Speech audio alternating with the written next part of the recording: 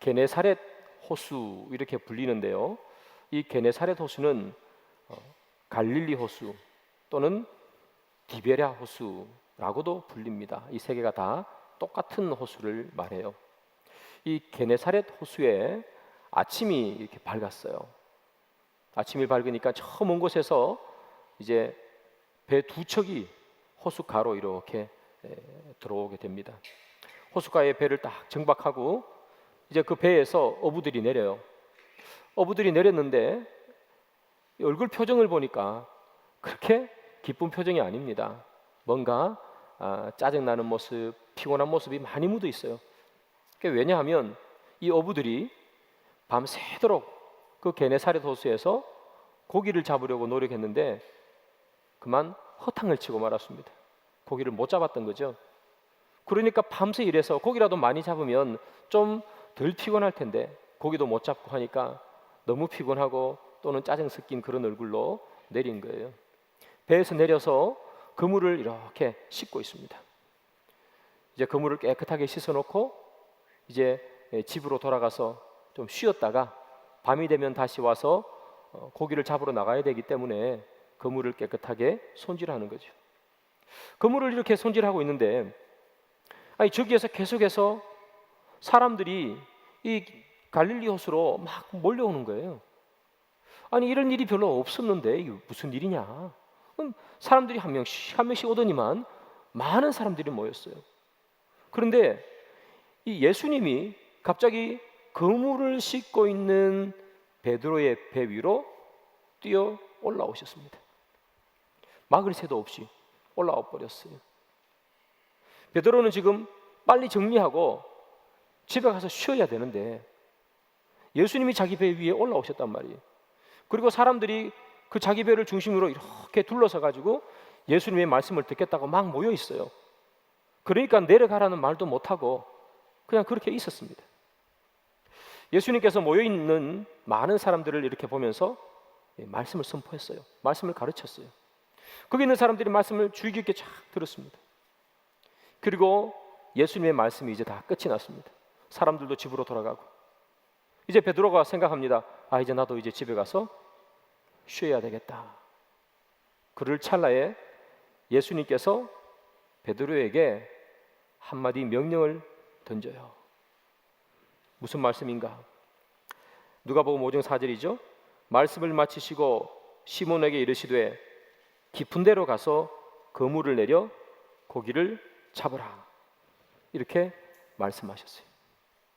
쉬어야 되는데 깊은 데로 가서 다시 가라는 얘기죠. 그물을 내려 고기를 잡으라. 여러분 보통 이러면 어떤 기분이 들까요? 여러분 일을 해보셔서 알지만 일 막 열심히 하고요. 이제 6시가 돼가지고 집에 갈 시간이에요. 이제 집에 가야지 하고 있는데 사장님이 오셔가지고 1시간 더 하고 가라 그래요. 그럼 어때요 기분이? 사장님 나빠요, 그죠? 1시간 더 하고 가야 되니까 1시간 더 하는 거지만 얼마나 마음이 싫고 그래요. 짜증나고. 지금 아마 모든 사람들이 이 베드로의 상황을 닥치면 그랬을 것 같아요. 집에 가서 쉬려고 그랬는데 저 사람이 도대체 누군데 내보고 함부로 명령하라는 거야. 내 주인도 아닌데. 이 배의 주인은 난데, 그죠? 그래서 아마 보통 사람 같았으면 짜증났을 것 같아요. 왜냐? 쉬어야 되는데 일하러 가라 그러잖아요. 또 지금 그물 다 씻어놨는데 가서 그물을 내리래요. 그러면 다시 돌아오면 어떻게 해야 돼요? 그물도 씻어야 될 거 아니에요. 자기가 씻어줄 것도 아닌데 왜 그렇게 하느냐는 거죠. 짜증나겠죠. 그런데 그 명령도 짜증나는데 이해할 수 없는 명령을 또 하는 거예요. 깊은 곳에 가서 그물을 던져라는 거예요. 갈릴리 호수는 아침이나 낮에는 깊은 곳에 물고기가 없어요. 이건 거기 갈릴리 호수에서 평생을 어부로 잔뼈가 굵었던 베드로가 더 잘 알겠죠. 그래서 안 그래도 귀찮은데 말도 안 되는 명령을 한단 말이에요. 그러면 보통 사람 같으면 이거 그냥 무시해버리겠죠. 당신이 누군데 나보고 이래라 저래라 그러냐. 깊은 곳에 물고기 잡고 싶으면 당신이나 가세요. 이렇게 할 것 같은데 이 예상외로요. 이 베드로는 예수님의 말씀에 순종했어요. 그러면 아니 이 베드로는 뭐 때문에 이 순종하느냐 말이죠. 오늘 본문에 그 말씀이 나오죠. 시몬이 대답하여 이르되 선생님 우리들이 밤이 새도록 수고하였으되 잡은 것이 없지만은 말씀에 의지하여 내가 그물을 내리리이다 하고 이렇게 기록해. 베드로가 이해할 수 없는 명령, 쉬고 싶은데 쉬지도 못하게 하는 자기 주인도 아닌데 그 내리는 그 명령, 그 명령에 거부할 것 같은데 순종했단 말이에요. 그 순종했던 이유가 뭐냐면 말씀에 의지해서 순종한 거예요.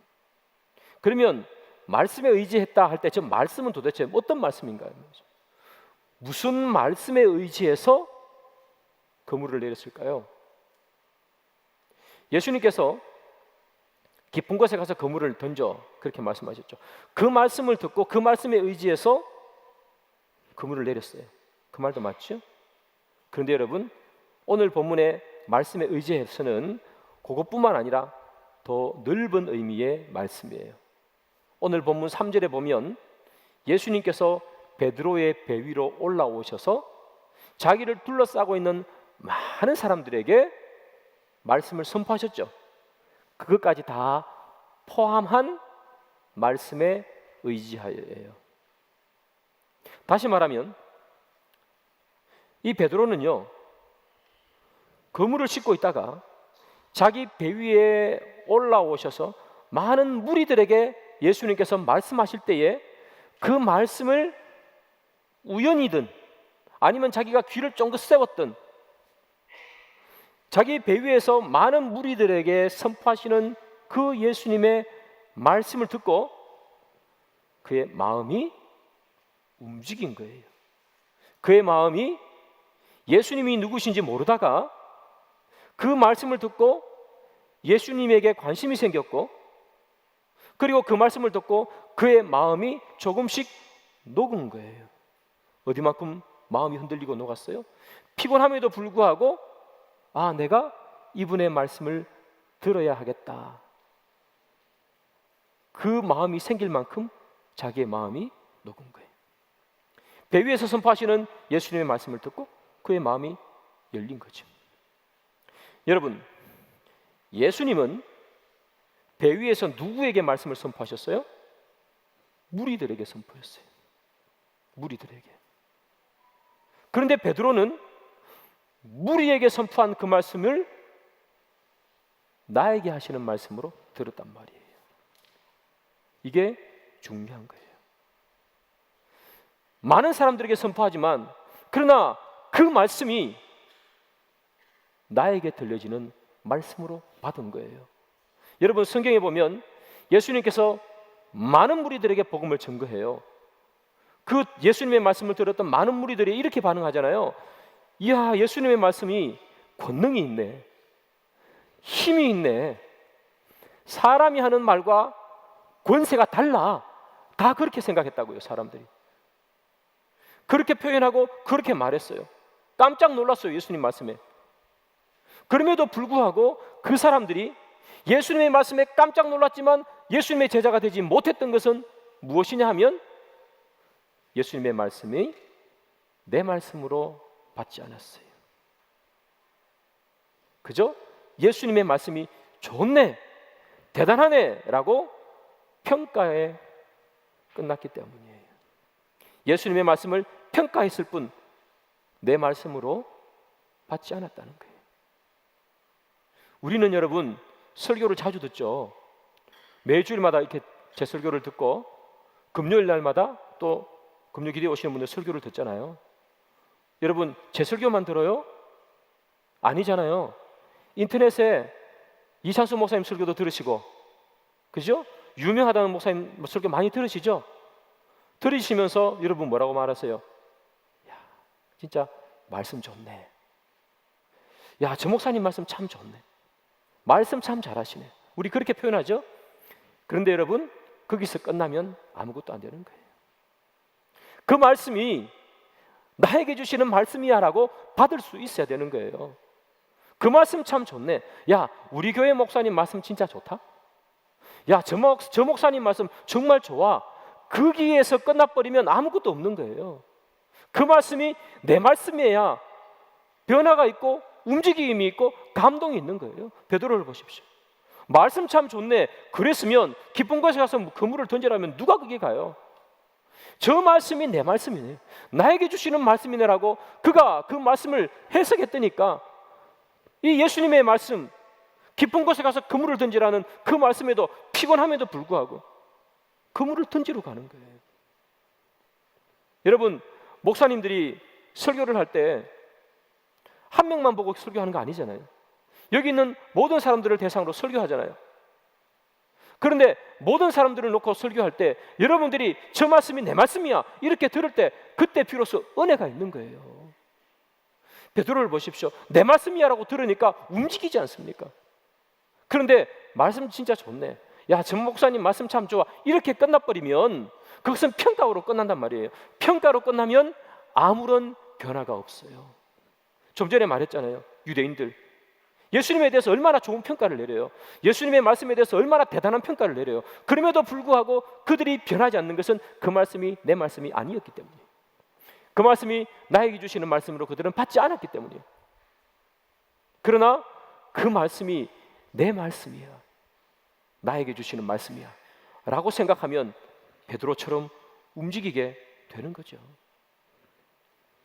저는요, 말씀이 내 말씀으로 그때 이해되어질 때 비로소 제자의 첫 번째 발걸음을 떼는 것이라 그렇게 생각합니다. 여러분, 우리가 흔히 진짜 말씀 좋네 이렇게 끝내버리면 우리 삶에는 아무런 변화가 오지 않습니다. 우리가 성경을 읽고 예수님 참 말씀 좋다. 수고하고 무거운 짐진 자들아 다 내게로 오라 그랬네. 야, 어떻게 이런 말씀을 할 수 있을까? 너희는 세상의 빛과 소금이라. 오른뺨을 때리면 왼뺨을 돌리고. 야, 말씀 진짜 좋다. 이렇게 끝나면 우리의 삶에는요 아무런 변화가 없어요. 이게 내한테 주시는 말씀이구나. 너는 빛과 소금이라, 이 나보고 하는 얘기구나. 소금이 짠맛을 잃어버리면 던져져 밟힐 뿐이라 나한테 하는 말씀이구나. 그렇게 우리는 성경을 받아들여야 되는 거예요. 말씀 좋네라고 끝나면 우리는 어떠한 변화도 어떠한 역사도 어떠한 능력도 우리 인생에 없는 거예요. 유대인들처럼 그렇게 된단 말이죠. 마치 회칠한 무덤처럼 말씀 좋네 말씀 좋네 그렇게 하고 말씀의 평가는 엄청나게 좋게 매기면서도 회칠한 무덤으로 살아가는 이유, 그들의 삶이 하나도 변하지 않는 이유는 내 말씀으로 받지 않았기 때문에. 성경에 나오는 이 모든 말씀은요 다 나들으라고 하는 말씀입니다. 너에게 하는 말씀도 아니고 우리에게 하는 말씀도 아니고 나들으라고 하는 말씀인 것을 여러분 기억하십시오. 나들으라고 하는 말씀, 무리들에게 비록 선포했지만 그것이 나들으라고 하는 말씀, 베드로가 그렇게 받아들이잖아요. 그러니까 베드로가 어떻게 돼요? 예수님 앞에 엎드릴 수 있는 거죠. 그러니 예수님께서 뭐라고 그런 거예요? 만선의 기쁨도 주시는 거 아니에요? 저거 나들으라고 하는 말씀이구나. 그렇게 마음을 열었더니 예수님께서 깊은 곳에 가서 그물을 던지라 그랬더니 깊은 곳에 가서 그물을 던지잖아요. 나들으라고 하는 말씀으로 우리가 그것을 받아들이면 우리는 겸손하고 그리고 순종할 수 있어요. 나들으라는 말씀. 베드로는 그렇게 한 거죠. 그래서 만선의 기쁨을 누리지 않습니까? 사랑하는 여러분, 베드로가 만약 나들으라는 말씀이 아니고 그냥 한 귀로 듣고 한 귀로 흘려버렸다면, 그물만 씻고 집에 빨리 가서 자고 싶었다면 만선의 기쁨을 누려요? 못 누리잖아요. 우리 인생에 때로 하루 종일 열심히 일하고 물고기 한 마리도 잡지 못하는 그런 인생의 어려움과 피곤함이 몰려올 때가 있어요. 열심히 일했는데 아무 소득이 없고 열심히 노력했는데 아무 결과가 생기지 않는 아픔. 그 아픔에 우리는 무엇을 해야 그 아픔을 이길 수 있을까요? 다른 것 아니죠. 주님의 말씀이 나에게 하시는 말씀이구나. 성경에 기록된 수많은 말씀들이 너 들으라고 하는 말씀이 아니라 바로 나에게 하시는 말씀이구나. 그렇게 우리가 받아들일 때 그때 비로소 역사가 시작되는 거고 주의 능력이 우리 가운데 임하는 줄 믿습니다. 여러분, 이 베드로는요 예수님의 말씀을 이렇게 듣고 저 먼 곳에 가서 깊은 곳에 가서 그물을 던지라 그 말씀을 순종했어요. 순종해서 깊은 곳에 그물을 던졌더니 상상하지 못하는 일이 벌어지죠. 그물이 찢어질 만큼 고기가 많이 잡혔어요. 있을 수 없는 일이에요. 그래서 그 찢어질 만큼 많은 고기를 자기 배에 이렇게 다 실었습니다. 그러니까 배가 막 가라앉을 것 같아요. 너무 많아가지고. 그런데 여전히 이 그물 안에 고기가 있어요. 그래서 옆에 있는 동료로 친구들을 불러요. 그게 야고보와 요한이거든요. 야고보와 요한에게 야, 이 물고기 좀 가져가라 해서 거기 배에도 가득 실었어요. 그래서 2배에 고기가 가득 차버렸어요. 얼마나 놀라운 일입니까? 베드로가 이걸 지금 다 경험하잖아요. 깊은 곳에 가서 그물을 던져라. 순종해서 던졌더니 어부 인생 한 번도 경험하지 못했고 일어날 수 없는 일이 지금 일어났어요. 베드로 눈앞에. 그때 베드로가 생각하는 거예요. 아니, 이 사람이 누구지? 내 배 위에서 말씀을 전할 때 이 사람이 범상치 않은 사람인 것을 내가 알았는데 이 사람은 도대체 뭔데 깊은 곳에 가서 그물을 던져라고 그러니 상상할 수 없는 일들이 일어나는가? 물고기 뭐 몇 마리 잡힌 게 아니라 2배에 가득 채우도록 잡히다니 이게 있을 수 있는 일인가? 그 생각이 베드로 머릿속에 딱 들어가니까 그때 베드로는 어떤 느낌을 가졌는가? 아, 이분이 신적 권위를 가지고 있는 분이시구나 하는 마음이 그의 마음에 들어왔어요. 그때 생겼던 베드로의 마음은 두려움입니다. 그래서 그가 하는 행동을 보십시오. 누가복음 5장 8절이죠. 시몬 베드로가 이를 보고 예수의 무릎 아래 엎드려 이르되 주여 나를 떠나소서 나는 죄인이로소이다 하니. 베드로가 이렇게 얘기합니다. 나를 떠나소서. 여러분, 우리 같으면 어떻게 하겠어요? 오래오래 내 옆에 머물러 주세요. 예수님 나를 떠나지 마세요. 내 옆에 서서 고기 잡으러 나갈 때마다 포인트를 짚어주세요. 그렇게 하겠죠.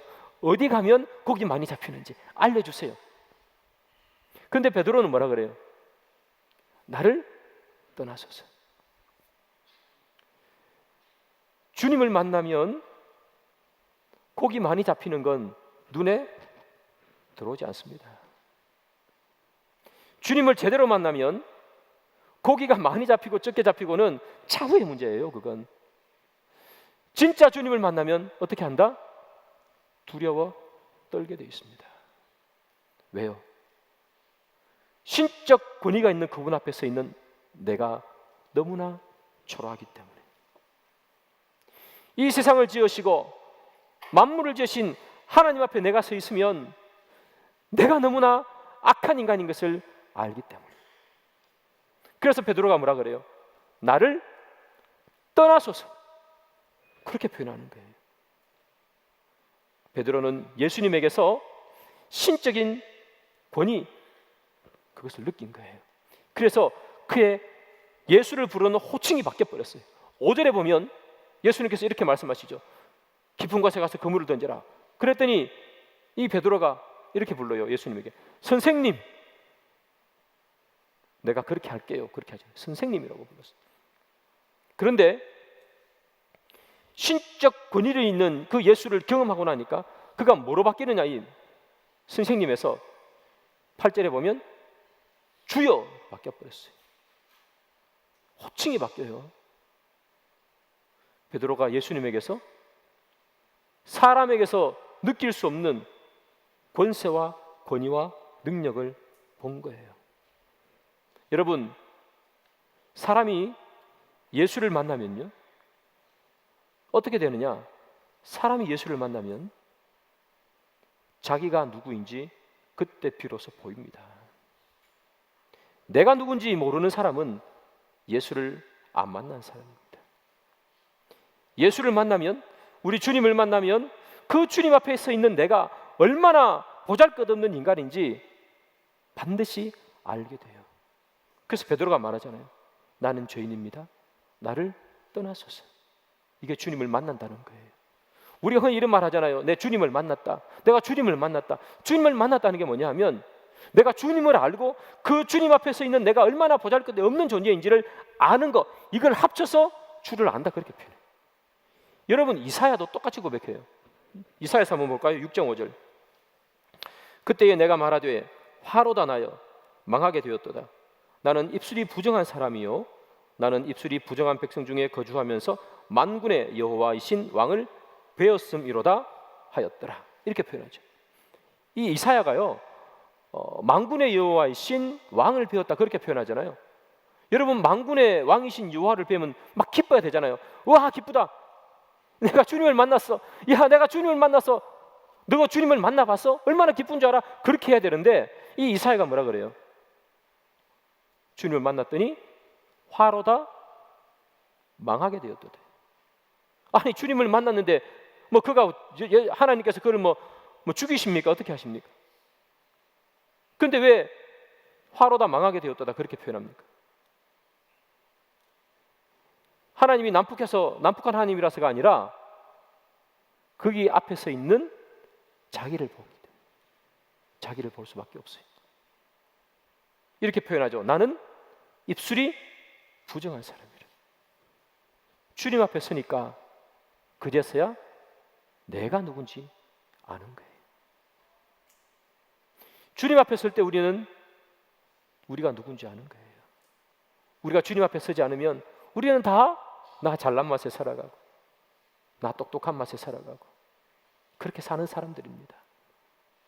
그러나 주님 앞에 딱 서면, 말씀 앞에 딱 서면 우리가 뭐 하나 내보일 것이 없는 악한 사람이라는 것을 우리는 발견하게 돼요. 하나님 말씀 앞에 딱 서면 내가 이 말씀 한 구절도 제대로 지키지 못하는 그런 연약한 인간임을 우리는 알게 돼요. 그래서 우리는 뭐라고 고백할 수밖에 없어요. 주님, 나는 죄인입니다. 당신을 감당할 수 없으니 나를 떠나주십시오. 그렇게 고백할 수밖에 없는 거예요. 여러분, 예수님을 만났다는 것은요 바로 이거예요. 예수가 누군지 알고 그 앞에 선 내가 누군지 아는 거예요. 그게 주님을 만난 거예요. 예수님만 누군지 알고 내가 누군지 모르는 건 주님을 만난 게 아니에요.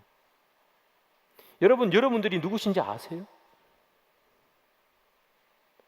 지금 베드로도 그렇고 이사야도 그렇고 똑같지 않습니까? 주님 앞에 딱 서 있으니까 자기가 누군지 알았어요. 죄인인 줄 알았어요. 화로다 망하게 되었도다 죄인이로다 두려웠어요. 그 거룩하신 하나님 앞에 자기를 비춰보니까 두려웠어요. 여러분들에게는 이런 두려움이 있습니까? 오늘 주일날 예배를 드리러 오셨잖아요. 하나님 만나고 하나님께 예배드리고 하나님께 경배드리기 위해서 왔는데 여러분들 마음속에는 이런 두려움이 있습니까?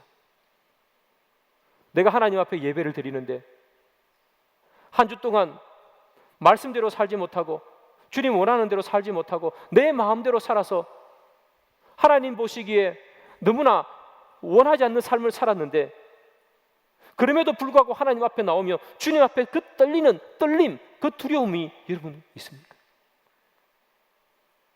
이 두려움은 공포랑은 다른 이야기입니다. 공포를 말하는 것이 아니라 그 위대하신 하나님 앞에 정말 너무 작은 존재로 서 있는 나를 볼 때 주체할 수 없는 떨림과 두려움이 있느냐, 그것을 물어보는 거예요. 여러분, 욥이 고난 중에 하나님을 만나죠. 그러면서 이렇게 그가 하는 고백을 한번 들어봅시다. 내가 주께 대하여 귀로 듣기만 하였사오나 이제는 눈으로 주를 배움나이다. 그러므로 내가 스스로 거두어드리고 티끌과 재 가운데서 회개하나이다. 욥의 고백이에요. 욥이 이전에는 듣기만 하였사오나 그렇게 표현하잖아요. 듣기만 했어요. 그런데 고난 가운데서 하나님을 눈으로 봤어요. 눈으로 배움나니 그렇게 표현하죠. 눈으로 뵈니까, 하나님 앞에 서니까 어떻게 되는 거예요? 두렵고 떨리는 거예요. 욥이 내가 이런 고난 가운데 내가 이제 드디어 하나님을 만났어. 이제 하나님을 만났으니까 이 고난 다 없어질 거야. 이제 고생 끝, 행복 시작. 욥이 그렇게 생각한 게 아니란 말이에요. 내가 이렇게 억울한데 억울함을 하나님께서 이제 다 풀어주실 거야. 그렇게 생각한 게 아니란 말이에요. 어떻게 생각했어요? 두렵고 떨렸어요. 왜요? 회개하나이다 그러잖아요. 자기 죄가 생각나고 고난 가운데서 하나님 앞에 하나님을 뵙게 되니 내가 누구인지 그제서야 보이는 거예요. 그때 회개합니다. 그렇게 말하지 않습니까? 여러분, 우리는 누굴까요? 여러분, 우리는 이 작업을 늘 해야 되는 거예요. 내가 누구인지 알아가는 거. 우리가 지금 말씀을 듣고 있잖아요. 말씀을 들으면서, 그리고 여러분들이 이 성경을 보면서 늘 읽으면서 우리가 늘 기억해야 되는 것은, 야, 예수님 말씀 좋네 이게 아니라 그것을 넘어서 내가 누구인지, 이 말씀 앞에 서 있는 나는 도대체 누구인지를 늘 봐야 되는 거예요. 나는 어떤 존재인지를. 그걸 잃어버리면 하나님의 자녀가 아니라는 거예요. 그걸 늘 기억하라는 거예요. 내가 누구인지. 그런데 사람은 늘 잊어버려요. 여러분, 베드로가 배에 고기가 가득 차버렸어요. 그래서 기분이 너무 좋아가지고 예수님에게, 예수님 이제 제 배 꼭 있어주세요. 우리 동네 떠나지 말고 제가 집 한 채 지어 드릴 테니까 늘 저 집에서 거하시면서 고기 잡으러 나갈 때마다 고기 잘 잡게 좋은 장소 알려주세요. 지도 편달 부탁합니다. 여러분, 베드로가 그랬다면 베드로는 진짜 주님을 만나지 못했을 거예요. 그죠? 사람들은 그런데요, 진짜 주님을 만나기보다는 물고기 더 많이 잡는 데 늘 관심이 많아요. 예수님께서 오병이어의 기적을 일으키셨어요. 사람들의 반응이 참 이렇게 나옵니다. 그 사람들이 예수께서 행하신 이 표적을 보고 말하되 이는 참으로 세상에 오실 그 선지자라 하더라. 그러므로 예수께서 그들이 와서 자기를 억지로 붙들어 임금으로 삼으려는 줄 아시고 다시 혼자 산으로 떠나 가시니라. 오병이어의 놀라운 기적을 사람들이 봤어요. 사람들의 평가가 뭡니까? 예수님은 선지자라는 거예요. 선지자. 지금 보통 사람이 아니라는 거예요. 선지자라는 거예요. 그러면 선지자면, 신적 권위를 가지고 있는 이 선지자면 이 베드로처럼 엎드려야죠. 그 사람의 말씀 선포 앞에서 자기의 죄를 볼 수 있어야죠. 말로는 선지자라 말해놓고 그들이 행한 건 뭐예요? 엎드려 나는 죄인으로소이다가 아니고 예수님을 임금으로 삼으려 했다는 거예요. 이게 꼭 뭐와 같아요? 예수님 집 한 채 줄 테니까 여기 살면서 우리 고기 많이 잡게 해주십시오 하는 말과 똑같은 거예요. 임금으로 삼으려 했어요. 그들이 진짜 예수님을 선지자로 만났다면, 그들이 진짜 예수님을 선지자로 대했다면, 그들은 베드로처럼, 이사야처럼, 욥처럼 신적 권위 앞에 굴복하고 회칠한 무덤같이 살았던 그들의 죄를 내어놓고 고백했어야지.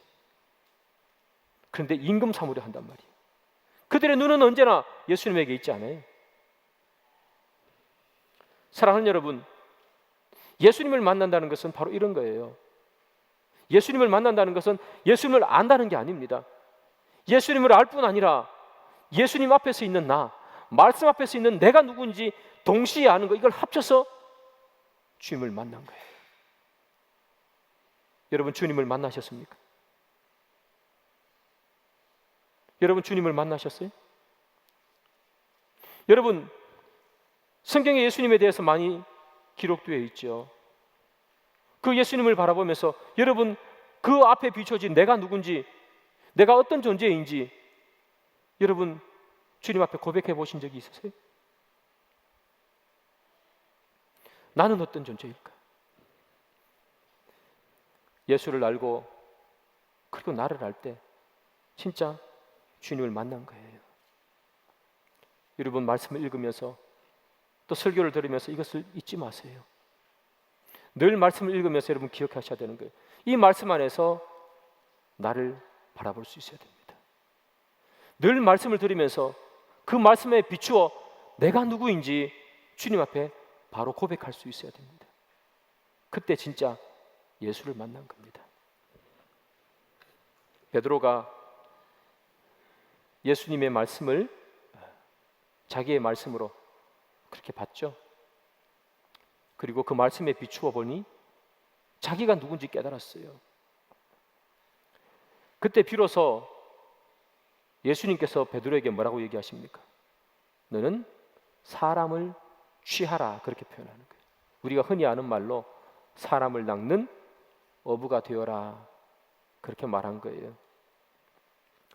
사랑하는 여러분, 사람을 낚는 어부가 되는 거, 사명자가 되는 거, 그 아무나 하는 게 아니죠. 어떤 자에게 사명을 주세요?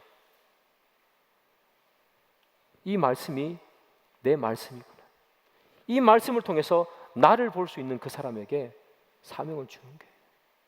이 말씀을 통해서 나를 볼 수 있을 때 비로소 뭐 할 수 있는 거예요?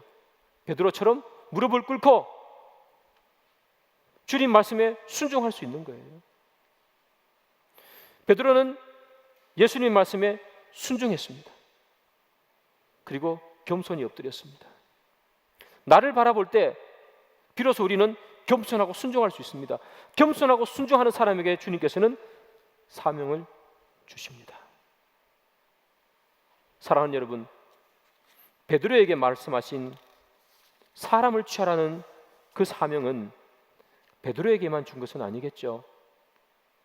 오늘 여기 있는 우리들에게도 주신 것 아닙니까? 우리들에게도 똑같이 주님께서는 사명을 주셨습니다. 그럼 우리는 이 사명을 감당하기 위해서 뭘 해야 될까요? 이 말씀이 나에게 주신 말씀이라고 그렇게 봐야 된다는 거예요. 그리고 이 말씀 앞에 내가 도대체 어떤 인간인지를 주님 앞에 고백할 수 있어야 된다는 거예요. 그때 우리는 그 사명을 감당하는 사람이 될 수 있는 거예요. 말씀의 결론을 맺습니다. 사랑하는 여러분, 오늘 누가복음 5장은요, 우리가 읽었던 이 본문은 예수님께서 베드로를 부르는 장면이에요. 베드로가 자기의 모든 것을 버리고 주님을 따라요. 뿐만 아니라 야고보와 요한과 안드레도 같이 따라오는 장면이 11절에 기록되어 있어요. 이들은 예수님은 자기의 것을 버리고 예수님을 따르는 사람이 되었습니다. 배 한 척에 여러분 돈이 얼마예요? 그걸로 어부 생활을 해야 가족도 먹고 살잖아요. 그걸 다 두고 주님을 따를 수 있는 이유는 뭘까요? 다른 것 아닙니다. 하나님을 제대로 만나고 내가 누군지 그것을 알면 하나님의 부름에 순종할 수 있기 때문에, 우리가 하나님의 말씀에, 그 하나님의 부름에 순종하지 못하는 것은 아직까지 내가 누군지 모른다는 거고, 아직까지 내가 말씀에 비추어 그 말씀이 나에게 하시는 말씀이라는 것을 받아들이지 않기 때문입니다.